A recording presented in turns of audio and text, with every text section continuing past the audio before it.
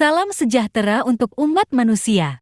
Kali ini, saya akan hadir dan menjelaskan bahwa Allah dan Allah adalah pencipta bumi dan langit dan alam. Disertakan kalimatnya pun, terbentuk bumi nyata Allah dan Allah nyata bumi, dan bumi Allah nyata. Semua itu terbentuk dari kalimatnya yang secara nyata. Kalimatnya pun sempurna, secara tartil dan detail.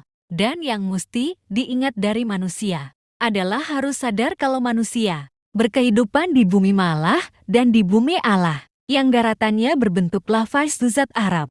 Disitulah Allah dan Ma'alah. Sebagai penciptanya dan manusia, wajib harus sadar dalam tauhid di saat-saat setelah Ma'alah dan Allah menciptakan daratan di bumi yang terbentuk daratannya berlafaz zat Arab.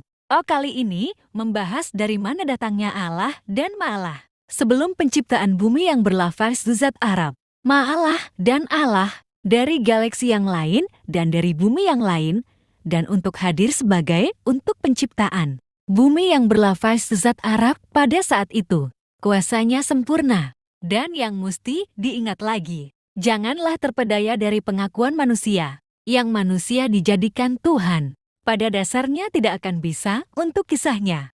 Hal itu dilarang secara tegas dari para pencipta. Oleh sebab itu, Ma'alah dan Allah dalam berkehidupan bisa di bumi lain melalui kalimat Ma'alah nyata. Bumi atau bumi Ma'alah nyata, atau nyata bumi Ma'alah, bisa dijalankan di dalam kehidupan sebagai pencipta. Dan Ma'alah juga bisa berkehidupan di langit Ma'alah nyata, sesuai kalimatnya yang bisa dijalankan secara nyata. Bersama Allah dan Ma'alah bukanlah berhala, tapi kesatuan sejati dengan sejahtera. Awal mulanya Ma'alah membentuk melalui perkataan dan berfungsi terbentuknya bisa terjadi secara nyata. Lalu ada bahan terbentuk dan bisa difungsikan untuk digunakan, lalu terjadilah untuk membuatnya. Awal mulanya penciptaan adalah alam, dan yang kedua adalah langit, dan yang ketiga adalah bumi.